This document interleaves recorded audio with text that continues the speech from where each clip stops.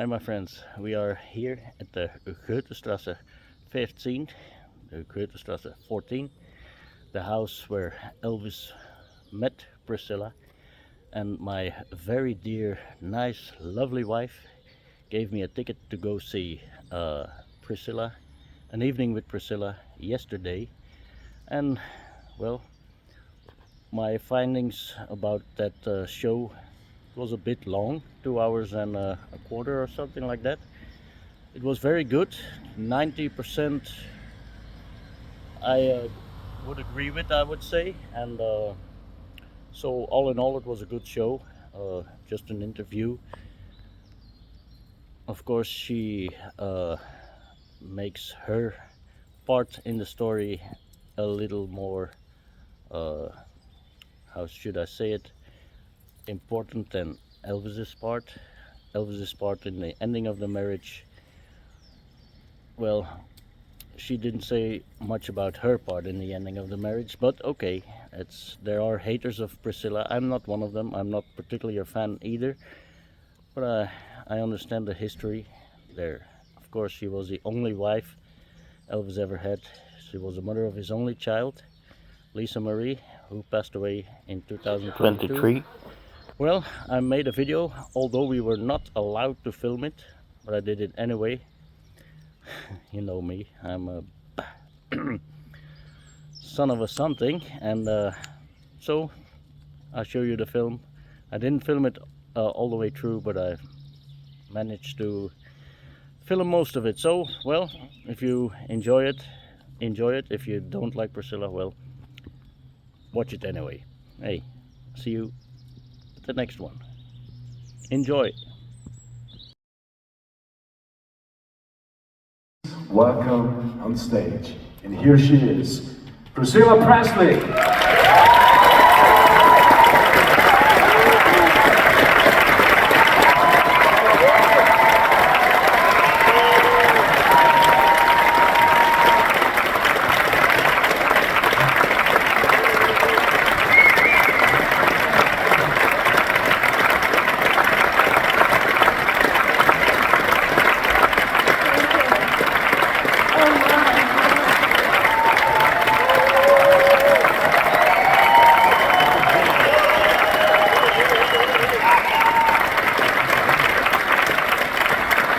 Thank you so much. Don't make me cry. I'm Priscilla.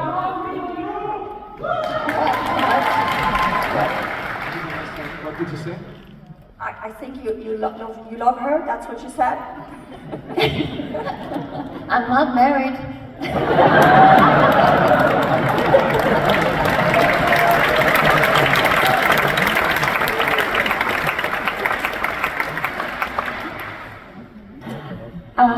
It's well, very dear to me to be here, to be honest.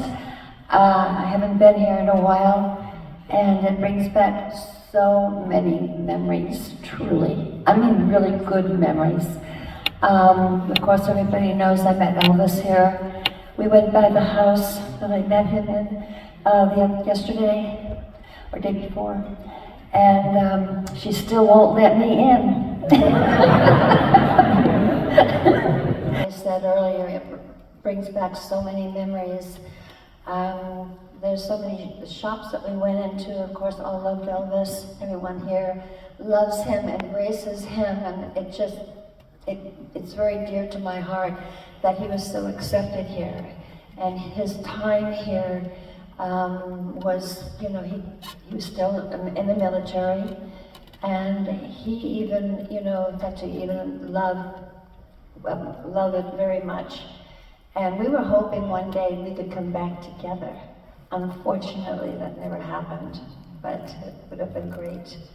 And I told him that I miss my friends. I don't have any friends. It's all new to me. And he said, you know, do you like Elvis Presley? And I looked at him and I said, yes, you know, who doesn't? He said, well, my wife and I go there every Saturday night and hang out with him and his friends.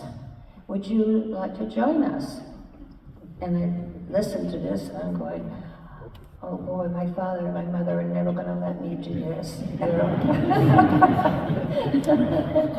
So I did have the nerve to ask my mother. I said, Mom, I have an invitation to go meet Elvis on Saturday night. You know, his father is there, his grandmother is there, and his friends are there, and you know, you think it would be okay? And that's when she said I had to talk to my father. And I did, and at first, no, it wasn't going to happen. No way. My mother said, I will not let you walk across the street to see that man. Yes, I had a little time with Elvis because his time was up being here, and he had to go back, wanted very badly to get back into films, get back to the States so he could continue with his life. He thought maybe everyone would forget him, everybody in the States would forget him, because for 2 years, you know, he was here, and also doing other things too before he even got here, which took time away. So he thought, I won't have a career, I don't know what I'm going to be doing, this is all I know, is to sing. And he didn't want to go back, you know, selling papers or, you know, doing something that he didn't want to do. So he was very, very, very concerned about how he'd be taken coming back to the States. Now we have Fabian, now we have Ricky Nelson back in the day, and basically they loved Elvis so much, they went out and started singing and becoming very famous. So Elvis thought there would be competition if he went back, and what would be there for him. Covered the visit of President Eisenhower to West Germany. The event, the first and only news conference that the Army has permitted its best-known sergeant, Elvis Presley, to give just prior to his departure for the United States. It's been an all-around pretty good experience, you know. I mean, I'm glad it worked out as well as it has. Actually, I don't know. I hear the trend has changed, the music's changed, and actually, I don't know. I couldn't commit myself in saying that I'm going to be or that I'm not going to be. I don't know. All I can say is I'm going to try. This is here in Germany, right here at the airport. Das sind Aufnahmen eben hier aus Deutschland. Das ist die Pressekonferenz, bevor er geht. Do we have sound here? These are all the fans here looking over the press conference. All the press there, fans there. Elvis was quite nervous. Obviously it's snowing.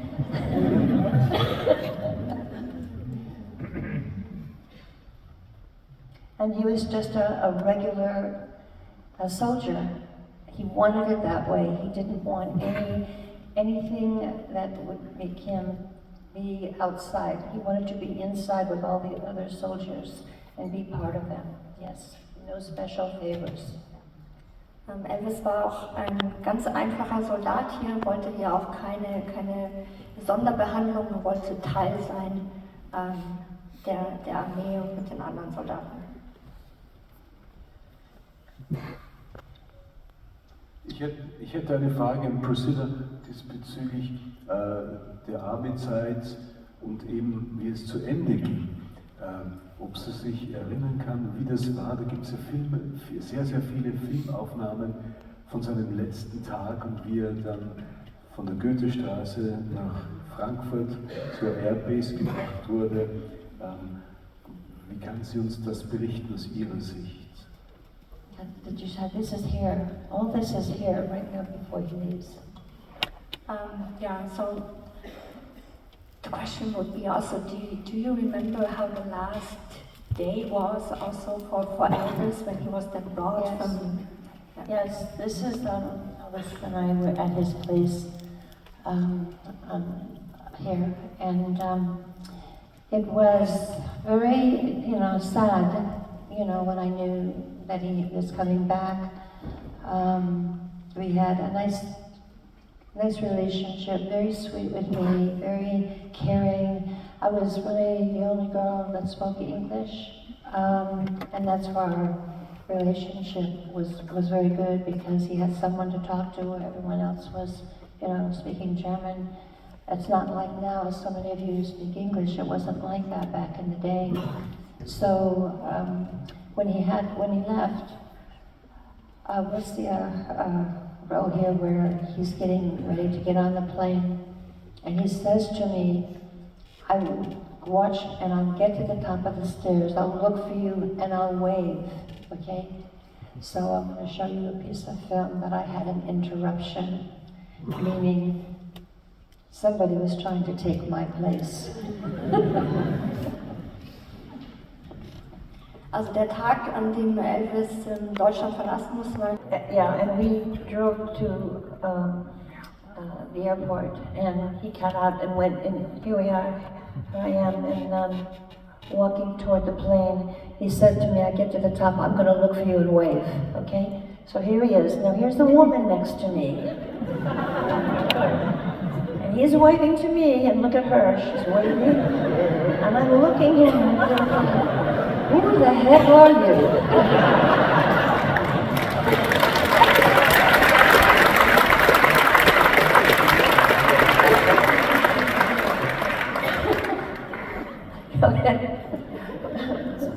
Ich glaube, es braucht nicht sehr viel Übersetzung, dass dieses Video zeigt es. Es war diese junge Dame, keiner kannte sie. Und Priscilla hat gesagt, I'm trying to be nice. Oh, I should see my face. Now, he's looking for me right now, okay? Before he gets up on the top of the stairs.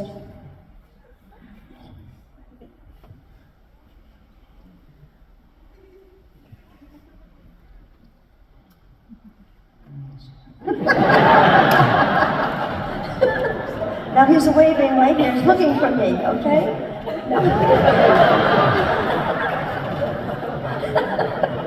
She blew it for me, I'm telling you, I was so aggravated.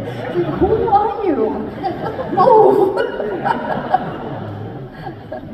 But that was a sad day. I honestly, Elvis didn't want any tears. He wanted me to smile, and he wanted me to be up and, not be grieving. But it was really hard to do, because I never ever thought that I would see him again. Hey, can I ask one question? I was wondering if you have, as we saw now this lady, do you have another crazy fan story? And there was this fan who was a huge fan of Elvis's. Miriam was her name, and she fell in love with Elvis. Now, she was a very heavy girl. Okay, I don't mean it bad about her, just a heavy girl. I'll tell you why I'm telling you this, is because every time I would go somewhere, she would follow me. And I'm looking, going, I can see her in the mirror. I would drive out the driveway, and she'd be up at the top of the hill looking down at the house. She saw I was leaving, so she got in her car with her friend, and she followed me. Now, she weighed about 300 pounds. Can you give that in a, what is that? Here, 300 pounds. 150 kilos? Yes. Now, nothing wrong with that, but I thought I was going to get into a fist fight with her, because everywhere I went, she followed me. So you want to tell? Dog with me, my collie, who looked like Lassie, okay? He followed me everywhere. So I drove out of the gate, he was in the car, and Miriam starts to follow me. I'm going to my friend Joni Esposito's house, Joe Esposito, who used to work for Elvis, their house. I see her in back of me following me, and I'm going, oh my God, Miriam's going to know where they live if I go to the house. So I turn my car around to go back to the house and take the street above where you can see down into the house. And Miriam followed me there. Should I go on or should I stop there? So Miriam followed me there. I turned and parked my car. She got out of her car. And I walked over and I said, Miriam, quit following me. Why are you following me everywhere I go? And she looked at me and she said, you whore. I was so shocked. I took my fist and I punched her so hard. Yes.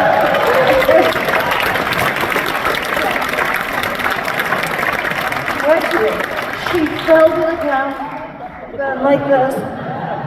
I look and I get in the car to the dog. The dog's not doing anything, not even helping me. The dog ran away. I got to the house. I went to the intercom, the buzzer to push, and when Richard Davis answered the intercom, I said, Richard, I'm out here with Miriam. I just got into a fight. Can you get Elvis, quick? So of course, he tells Elvis. Elvis comes out the gate. He's so upset, so angry. He runs out the gate, goes to Miriam. Miriam sees how mad he is. She's, oh my God, and she runs into her car, and Elvis takes his hand, and he's pressing the car, and the car's going back and forth, back and forth. And she quickly put the ignition on and couldn't get that car started fast enough, and she just quickly ran away. Don't you ever come back around here again. Do you understand? Or you think you have it now, you'll be sorry.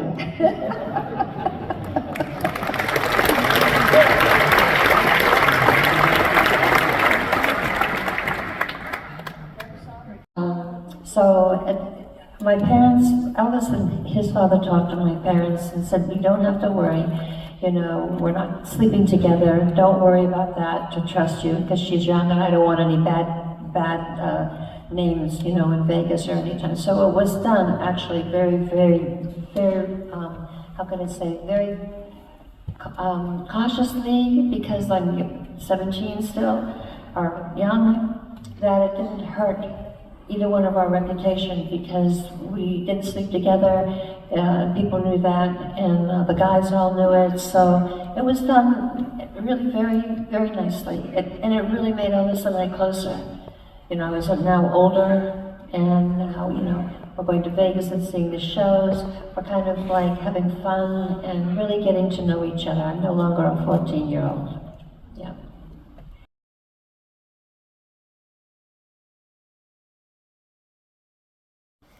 Yes, Elvis loves surprises, but he also liked to give surprises.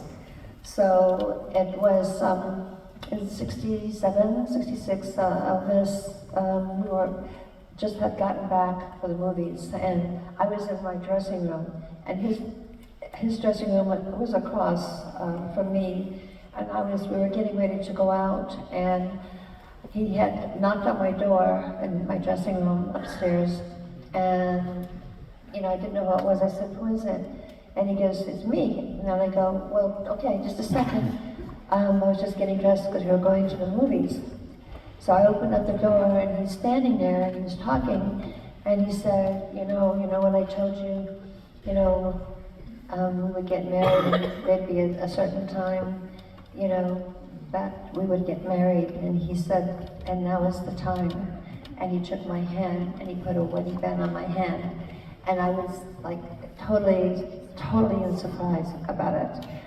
We never talked about it or anything, and I was so taken back by it, of his sincerity and his care. And, you know, the timing was right because he had already gotten back into the business, and I started feeling much more confident. And he, you know, I still have the ring. I keep having, everyone asks me, do I still have it? Of course I do. I would never give it away or even sell it. But, so it was quite a surprise, and that's when, you know, we went downstairs and told everybody we're getting married, and everybody clapped and was really, you know, congratulating us. And the guys would tease him and say, well, it's about time. You know, we've been together for already a few years, so. Emotional pictures now, and also we've seen Lisa, so is it okay if we ask you about Lisa? Yes, of course. Okay. Elvis was thrilled having a little girl. He would have been thrilled having a little boy as well. We picked out names for it if it was a girl or a boy. And if it was a boy, it was going to be John Barron Presley if we had a boy. And we also picked out for a girl, Lisa Marie. He was a wonderful father. He doted on Lisa very, very much. Could have been, the only thing is that he allowed her to do everything. I was the one who had to say no. Right, of course. Right, moms? I mean, the fathers let them, I guess, kids do what they want. But Elvis did not at all reprimand her or, she could do what she wants. And she definitely told our help, the maids that we had at Graceland, they were scared of her because if she didn't get what she wanted, she would say, "You better give it to me or I'm going to tell my dad." True. Who is this other person?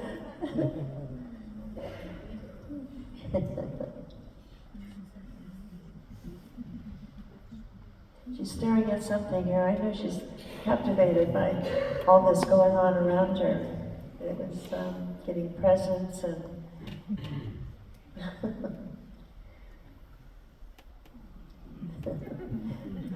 poor Vernon, he didn't know what to do. He kept saying, "Am I doing okay? Am I doing okay?"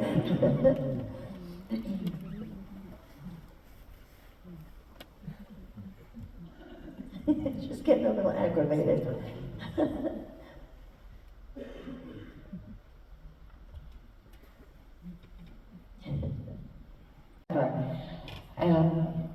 And I said, "Well, what's happening? What's going on?" And he said he didn't say. He just said, "Give a message to you that you've got to call him as soon as possible." Well, we didn't have phones, at that time, hand phones. So I rushed to my house, and the phone was ringing. I could hear it as I was driving in my driveway, and I'm going, "Oh my God, I hope nothing happened." I was thinking my daughter, because she was away at camp, and I thought something happened. Maybe Elvis was trying to get me. Some people were trying to get me. So I'm thinking everything. I got to the phone. I go, "Joe, what's going on? What's happening?" And he said, "Zella, it's Elvis." And I go, "What about him?" And he said, "He's no longer with us. He's dead." And I went, "What? What are you talking about, Joe? Joe used to be our comic. He used to, kid around." I said, "Joe, don't do this, And he goes, "Priscilla, I mean it. You have to come to Memphis." And I'm going, "Oh my God." So I stopped on the side of the road, and my sister and I were talking, and Joe had said that he was sending a plane for me. So that was probably the hardest, most horrible phone call, not probably was, that I had ever gotten. In fact, that, Elvis passed, it was very, very hard to even accept. It was, I had to, when I went home, I went to my room and closed the door to be by myself and just try to figure this out, what happened. I had talked to him just a couple of days before, and then I found out, that he, that there's a lot of medication, a lot of stuff that he had, and other instances as well, so, which I don't like to talk about, but it was heartbreaking. Very excited when I was asked to come. And and now tell my story. Many of you know my story, but to be back after, meeting Elvis here, it's just, it's very surreal for me. Yeah, thank you.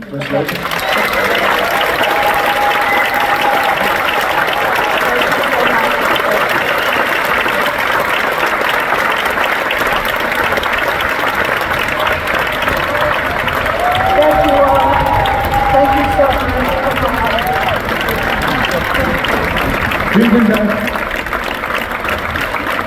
Priscilla Presley, meine Damen und Herren. Thank you so much. Thank you. Yes, Wiesbaden, we're here.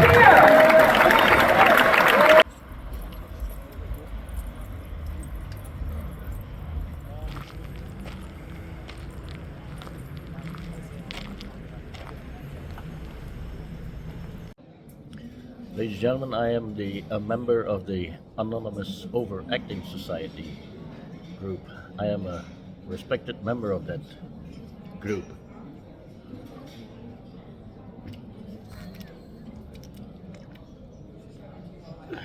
Ooh.